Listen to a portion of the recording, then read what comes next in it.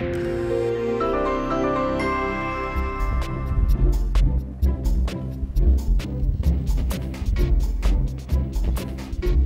de jouer là, c'est bien, j'ai l'impression d'être sur PlayStation 1. C'est exactement ce que j'ai dit tout à l'heure.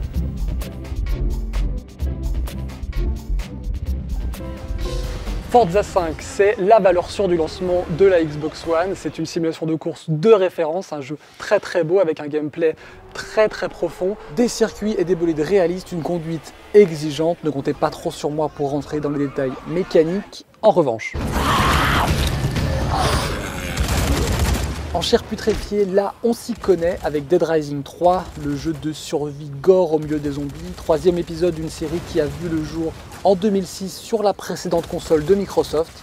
À l'époque, le jeu était fun, il était décalé, il était innovant. Là, pour ce troisième épisode, on sent que la formule avait un petit peu suranné. C'est devenu un bel jeu d'action.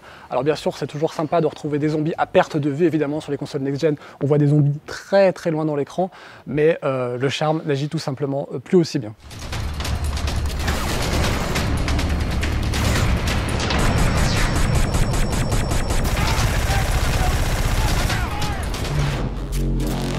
Killzone, c'est de loin le jeu de lancement de la PlayStation 4 qui prouve que cette console, elle en a dans le ventre. Dès qu'on lance le jeu, on voit tout de suite qu'on a franchi un cap. Graphiquement, voilà, c'est superbe. On s'arrête, on admire, on regarde. Et puis bon, Killzone, ça reste un jeu de guerre quand même. On aime ou on n'aime pas, mais pour ceux qui aiment, il reste classique, efficace, voilà, correct. Bref, Killzone, c'est probablement le meilleur jeu de lancement de la PS4.